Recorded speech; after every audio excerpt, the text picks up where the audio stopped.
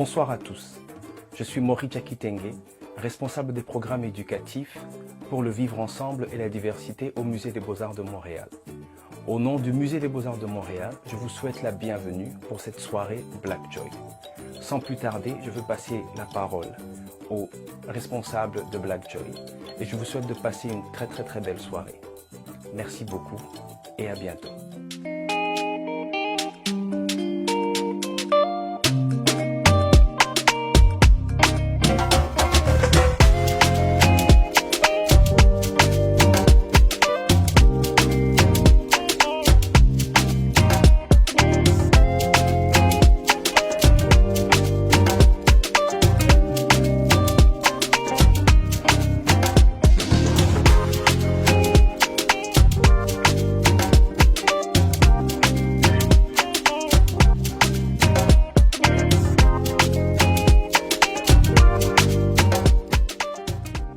Bonjour, bienvenue, je suis Diane Gistal, la cofondatrice de Joie Noire Montréal et on vous accueille ce soir à la soirée Quand l'art célèbre les cultures noires.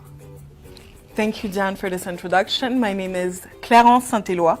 I'm also the co-founder of Black Joy Montreal, and I am so pleased to welcome you today to the celebration in collaboration with Montreal Fine Arts Museum, when arts celebrate Black cultures.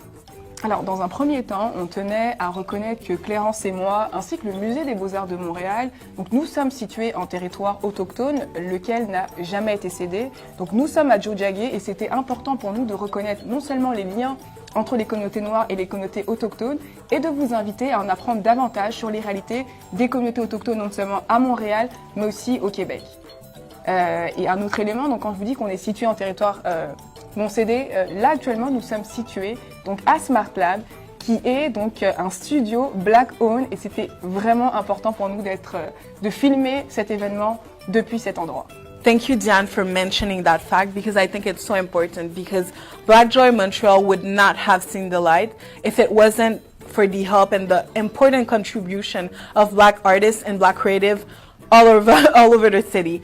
So I would really want to take the time before even starting and getting into the evening to really thank and to give a big shout out to all the artists that help us put our vision to fruition. I would like to first off by thanking the amazing graphic designer Leona Cardi, who actually envisioned all of our branding, and that is a big part of our team. I would also like to thank Manouchka Lacheri for giving us these powerful images, pictures that invaded our timeline, that brought us so much joy.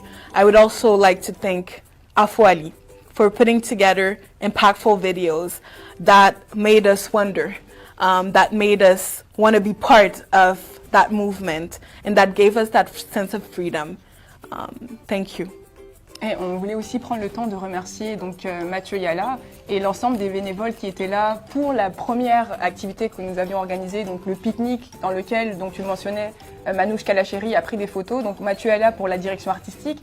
Et on voulait aussi mentionner donc Yacine Sanou qui est aujourd'hui dans le studio avec nous, qui prend des photos. Puis c'est vraiment un honneur pour nous de pouvoir collaborer avec des artistes et des créatifs noirs pour célébrer la joie noire. Puis c'était quelque chose à mentionner pour commencer cette soirée.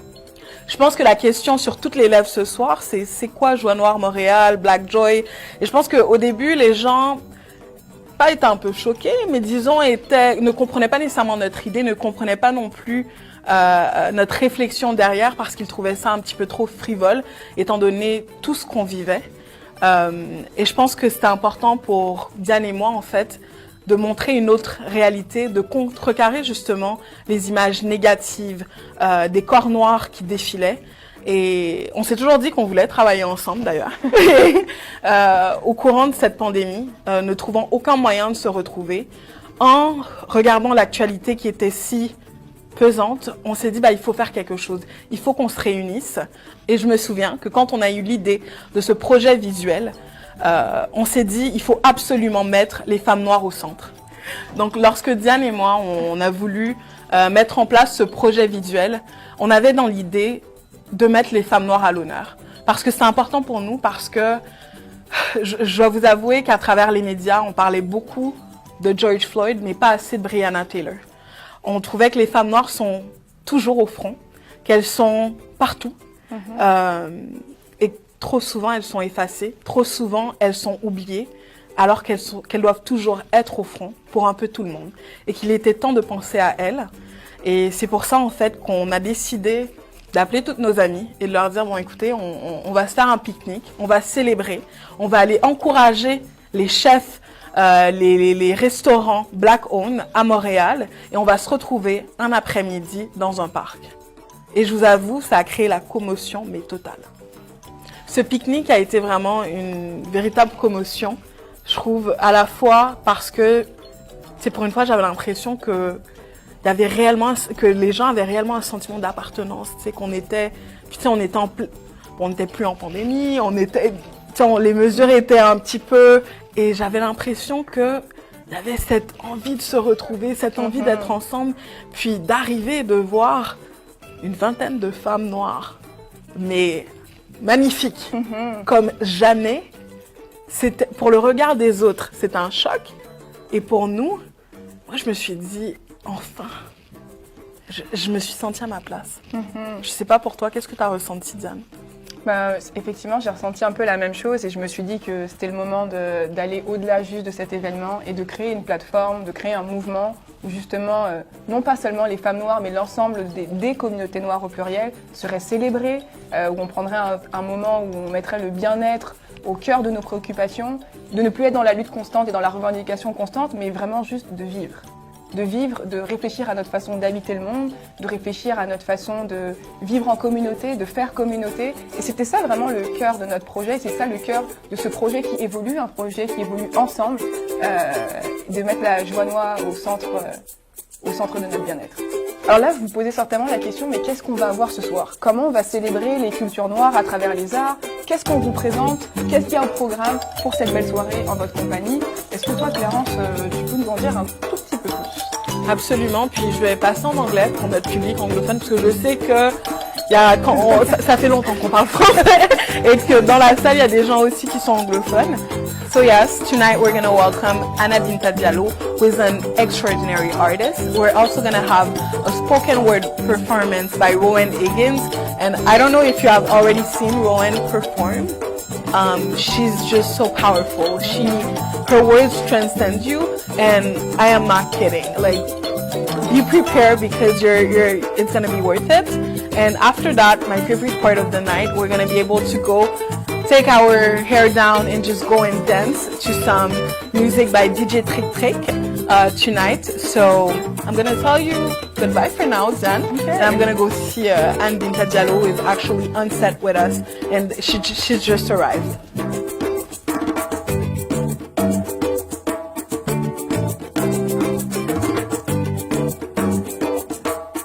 C'est avec plaisir que ce soir, j'accueille notre invitée d'honneur, Anna Binta Diallo. Anna Binta est une artiste visuelle multidisciplinaire. Elle a exposé à travers le monde, à l'échelle nationale et à l'échelle internationale, que ce soit à travers le Canada, en Finlande, en Allemagne et même à Taïwan. Vos expositions ont littéralement conquis le public.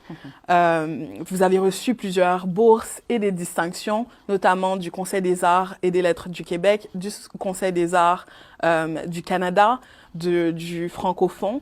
Et avant-hier, vous avez même reçu un prestigieux prix du Black Canadian Designer Award. Comment est-ce que vous vous sentez? Toutes mes félicitations d'abord. Merci beaucoup. Oui, ça fait du bien d'être reconnue pour mon travail dans le design. Je pense que c'est une belle reconnaissance, puis très symbolique, mais très encourageant aussi que le talent de la diversité noire est reconnu pour ça. Ouais. Non. C'est clair que c'est super important. Puis en fait, nous, ça a été vraiment aussi je dirais un moteur essentiel aussi pour créer cette soirée quand l'art célèbre les cultures noires. Et on a évidemment pensé à vous quand on a voulu créer des ateliers artistiques pour les jeunes issus des communautés noires, pour les familles. Et je me demandais en fait, pour ceux qui ne vous connaissent peut-être pas, comment est-ce que vous décririez votre art? Comme artiste visuel, je fais beaucoup de choses différentes. J'utilise différents médias pour faire différents projets. Alors, je me considère comme artiste, c'est ça, multidisciplinaire. Je touche au design, à la peinture, au collage, à l'installation, à la sculpture. Donc, j'essaie beaucoup de différentes choses pour explorer mes projets artistiques. Et je pense que mes projets en art visuel sont vraiment axés sur des questions que je pose à moi-même, mais aussi des questions que je pose à mon public qui viennent voir les œuvres. Donc, ouais, c'est souvent des morceaux, des œuvres d'art qui questionnent un peu l'histoire, l'identité, la culture et célèbrent la diversité aussi. Ouais. Justement, vous, à travers votre démarche artistique, vous posez des questions sur l'histoire, sur les identités multiples qu'on porte, sur la mémoire, la nostalgie. Est-ce qu'à travers cette quête identitaire que vous avez eue, parce que vous êtes né à Dakar, vous avez grandi à Winnipeg, est-ce qu'il y a des facettes de votre culture noire, de votre identité en tant que femme afrodescendante que vous avez découvert et qui vous procure de la joie en fait? Ben, je pense que pour moi, avoir ces identités multiples, ça permet vraiment de pouvoir explorer différentes facettes de qui je suis, mais aussi d'apprendre des autres personnes que je rencontre, les autres cultures. Et je pense que ça m'a beaucoup appris de comme célébrer ces différentes facettes et pas d'avoir honte et pas d'avoir, tu sais, de vraiment prendre un point de vue plutôt, ouais, célébratoire et vraiment, je pense que beaucoup de curiosité aussi, parce que c'est ça, je suis née à Dakar, mais j'ai pas grandi au Sénégal, donc j'ai vraiment de curiosité à ce qui se passe là-bas, envers ma vie ici. Donc, je pense qu'il faut juste être ouverte et puis célébrer ces différences, et c'est comme ça qu'on peut trouver un peu de joie dans tout ça aussi. Oui. Ouais.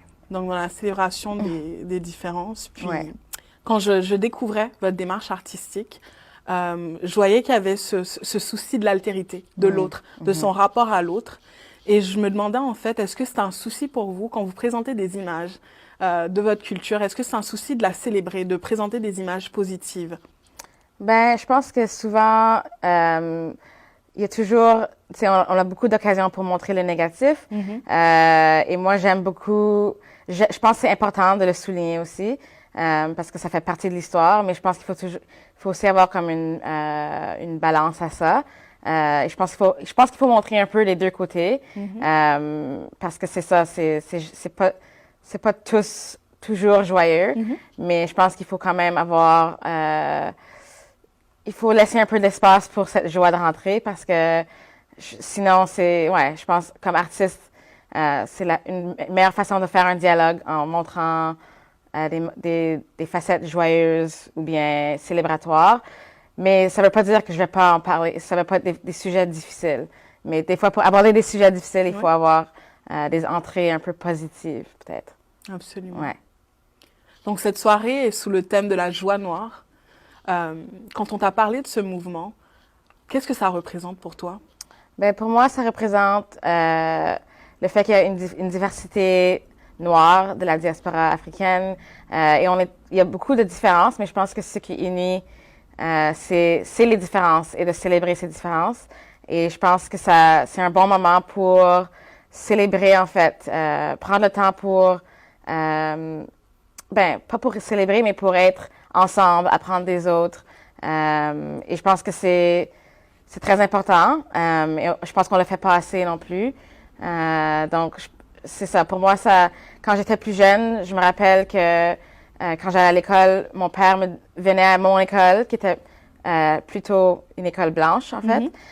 Et on avait des journées africaines où on partageait notre culture. On faisait des mets sénégalais, on partageait avec.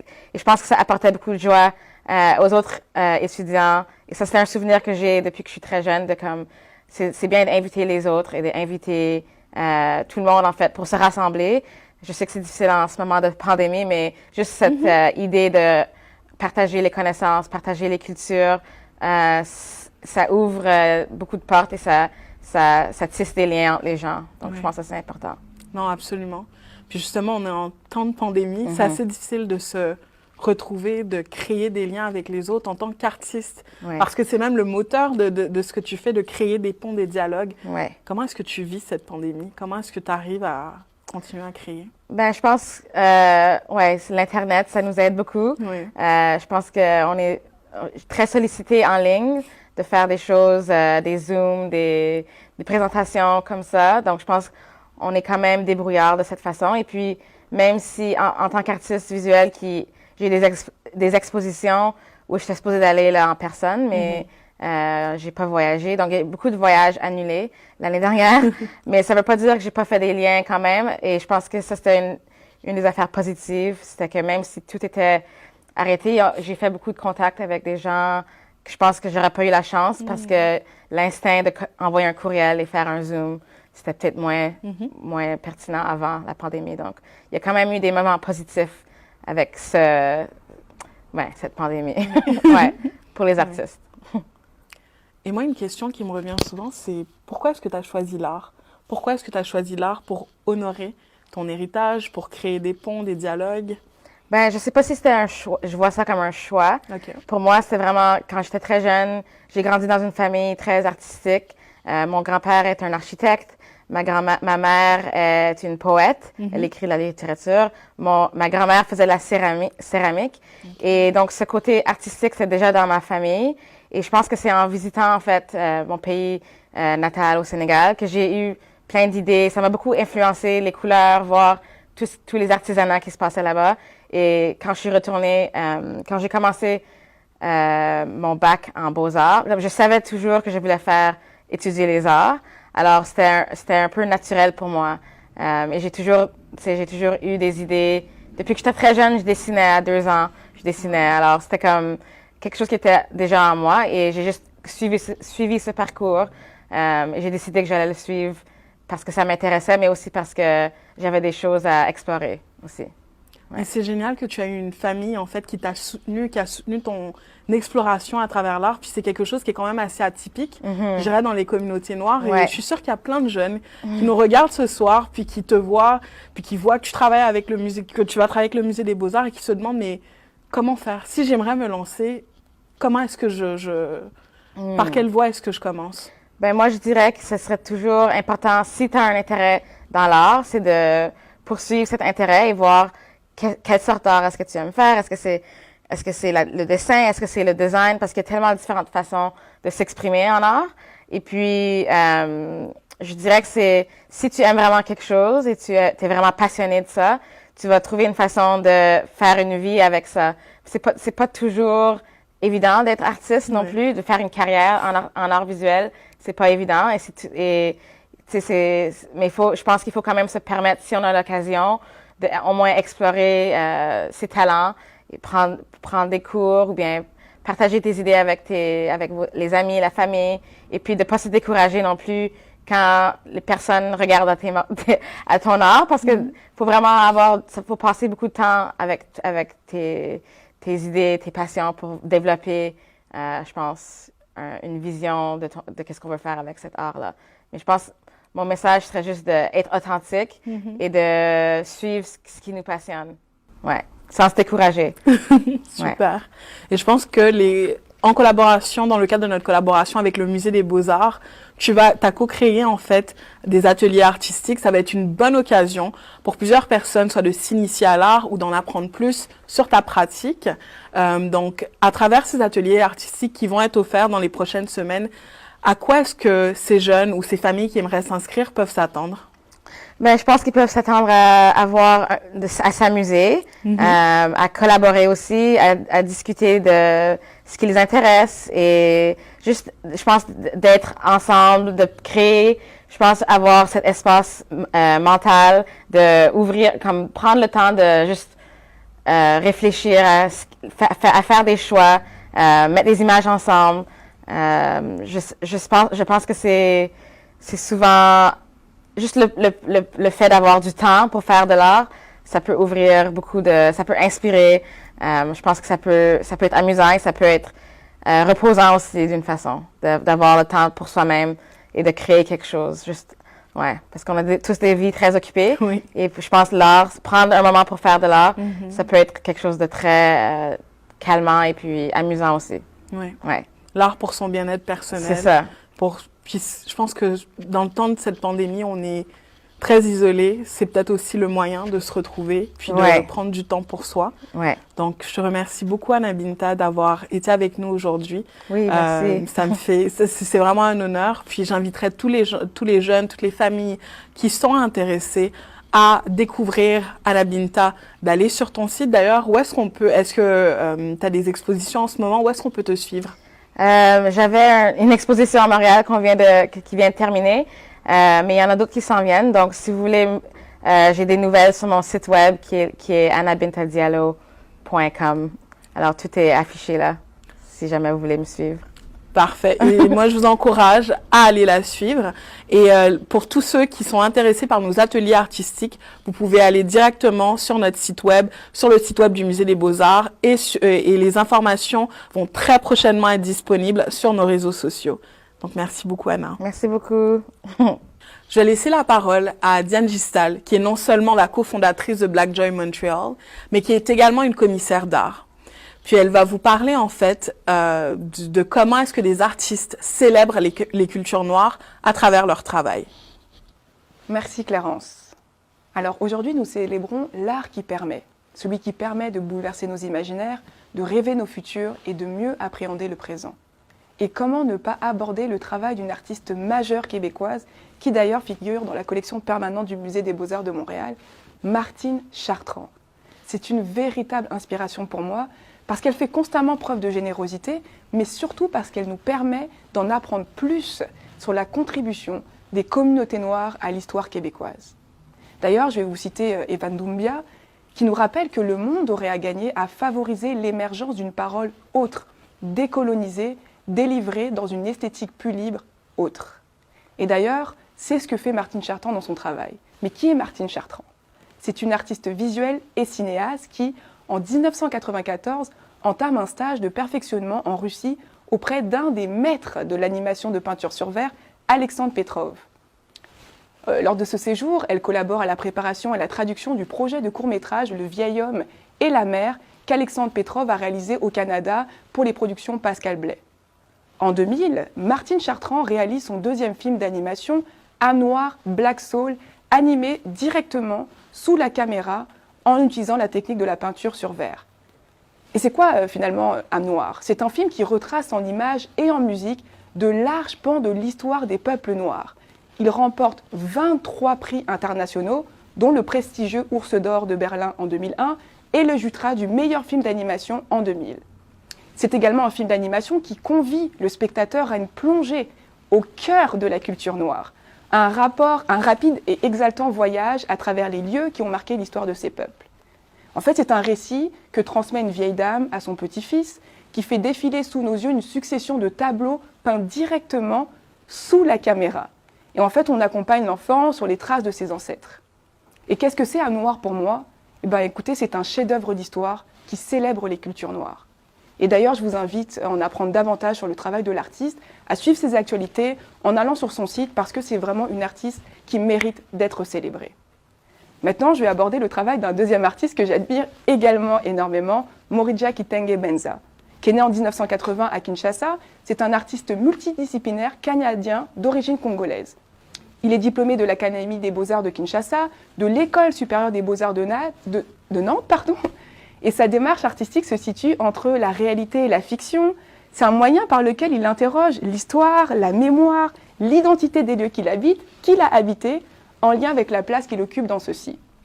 Dans son œuvre que je vais rapidement présenter, Authentique, c'est une photographie qui fait également partie de la collection permanente du Musée des Beaux-Arts. Il questionne l'authenticité. Finalement, qu'est-ce que c'est être authentique quand on est un artiste congolais qui a vécu en France, qui est maintenant établi au Québec, au Canada? Comment finalement on représente cette culture congolaise qui est un mélange de ces territoires rencontrés, de ces dialogues et finalement de son rapport à l'autre. Et en fait, cette œuvre, pour moi, elle est vraiment fascinante parce qu'elle dit que qu'est-ce que c'est l'authenticité finalement? Est-ce qu'elle existe vraiment?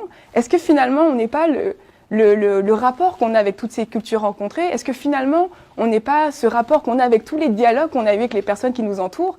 Et cette authenticité existe ou n'existe pas? Puis c'est une œuvre à la fois ironique, mais en même temps qui célèbre le Congo, qui est le pays duquel est originaire Morija Kitenge Benza. Alors, et maintenant, nous allons accueillir notre prochaine invitée, qui est, fort probablement, vous l'avez vu s'installer derrière moi, qui est une slameuse, qui est une poète et qui est une activiste, Rowan Higgins, qui va nous présenter une œuvre dans laquelle elle parle de joie noire.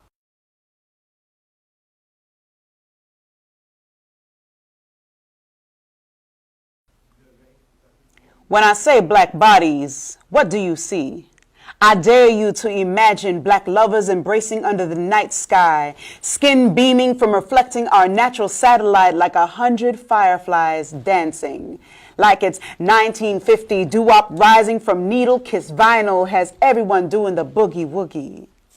When I say marches, I want you to close your eyes and let me take you on a journey where dying hymns reincarnate from notes of amazing grace to peace like a river in my heartbeat. Jazz steps never sleep, rising brassy mysterious melodies like celebrations in New Orleans where sax, tuba, trombone, and trumpet blow black magic into the streets as the bass drum snares at sorrows forcing emotional release. Imagine when you close your eyes, you have butterflies for lashes. Laid back, body full extended, getting healing from the sun. Soul-powered internal compass now under recalibration. What comes to your mind's eye when you hear, I can't breathe? Is it being tickled to the point of uncontrollable laughter, gasping to a joke so sweet it brings you back to playing at the beach, spinning childhood memories like pink cotton candy, air spun, every wisp beautifully tangled our afros, leave others conditioned in our shadows, wondering how it feels to wear our joy. Remember the time you got pulled over? On the other side of the bed, your fingers traces mahogany skin from love handles to the nape of his neck. You smile at her beautiful sculpted body against the mulberry silk sheets. Black love unchained. Shudder, freeze, caught in action with a 35 millimeter capturing us on Kodak gold film, telling the story of us posed in the 90s. You know, the whole crew fresh in our cross colors, Pele Pele, Fubu, and Looney Tunes, laced up shell toes, travel fox, and British Knights, high top flights and freestyle highs, gold chain with our names, high top Gumbies, fades, and box braids, Kango hats, door knocker earrings, and big Kazal frames. These are the moments. I don't let them pass me by because they make me smile like soul food at a Sunday afternoon barbecue, dominoes sharing space with Dixie plates, a lineup of music bumping into space from boxes that speak bass. Traveling through time to the smile on my face to this moment where we all wait to see if this body will breathe. Finally a sound and we celebrate a new birth. Again we feel new life brings joy. Joy brings healing. Healing brings us peace. Peace brings us pure bliss. And bliss brings us freedom. Freedom from words lost in translation from their mouths to our ears, which has polluted our imagination. So I dare you to dream in living color.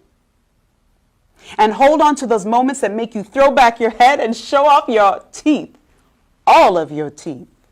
Kick off those red bottom heels and run bare feet in the rich earth that births new seeds. Fall back into a freshly made bed of snow and make your angels smile. While you stretch your hands, you arise and shine. Embrace the yellow sun and bask in the acknowledgement that you are prismatic, brilliant in all your being. So I dare you to chase joy like rainbow streaked bubbles. And when one pops, pursue another. And when they all disappear, just dip into the magic of good times and create new moments of joy like paper airplanes at first glide, double dutch, pop rocks, lollipops, and chants of innocence, jelly bellies and bubblegum full out type joy that we used to enjoy. That black girl and black boy joy, black lovers diving in poetry, kids dancing in the rain type joy. Watching you dipped in gold, black excellence, eating comfort food without the guilt type of joy. So please, today, just let me be in my redefined reality type of joy. Oh my God, Rowan. I am at loss for words, pretty much. Thank you so much for this powerful text. I felt joy. I traveled through times. I mean, I went to New Orleans and I never been. And Wow. I saw myself floating into this, I could say this state of freedom too, you know? Yes. And you used a word that triggered me, but in a way that was so beautiful. Yeah. You used the word "I can't breathe" that were essential this year, because even now I feel a lot of us can't breathe, and I would love to know your thought process behind these words. Yeah, wow. Well, it's even triggering more when you said a lot of us can't breathe, even of us wearing the masks. Yeah. And a lot of time, the physical mask we're wearing now is also symbolic to the mask that we have to keep wearing as Black people to go to work and show up, even though we are traumatized daily, seeing this imagery or having family members who have experienced whether it's racial profiling or micro or macro aggressions. So yeah, those words were very important for me to use, because I started thinking that these should be beautiful words, but we're so used to it being a negative connotation and with imagery that is traumatizing. So I want to switch the language and translate it, as I said in the poem, very differently, to receive it like being pulled over should be a good thing, not let us think of police. So yeah, thank you. No, thank you. And your words also gave me a lot of hope. And I want to ask you, what is your hope for this new generation? You know what, that they will be the light, that they will continuously use their words and their actions to help elevate their community.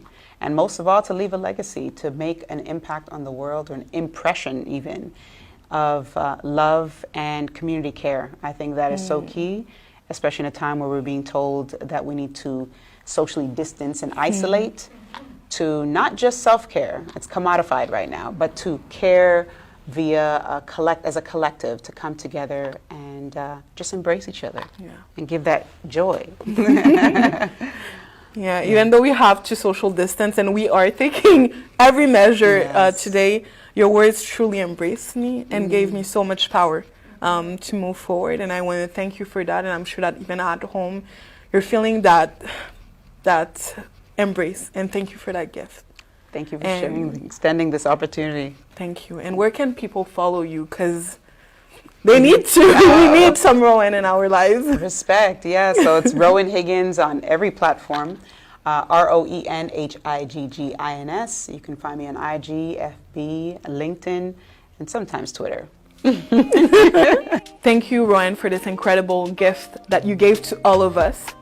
Now we're going to go to this part that I like. We're going to put on our dancing shoes and go ahead and listen to DJ Trick Trick, who's going to give us an incredible performance. It's not going to be on Zoom. You have to go to actually our social media on Instagram and on Facebook, and you're going to be able to listen to him. Alors merci à tous et à toutes d'avoir passé cette incroyable soirée en notre compagnie. On voulait vraiment prendre le temps de vous dire que nous avons ce soir célébré les cultures noires à travers les arts visuels, à travers le slam, à travers l'art oral également. Mais on va continuer cette soirée sur nos différents réseaux sociaux, notamment Facebook et Instagram, parce que célébrer les cultures noires, c'est aussi prendre le temps d'écouter un peu de musique, de passer un bon moment. Puis on a prévu à cet effet DJ Trick Trick qui sera là ce soir avec nous sur Instagram en direct et sur Facebook. On vous invite à nous suivre sur ces plateformes-là pour poursuivre la soirée. À tout de suite.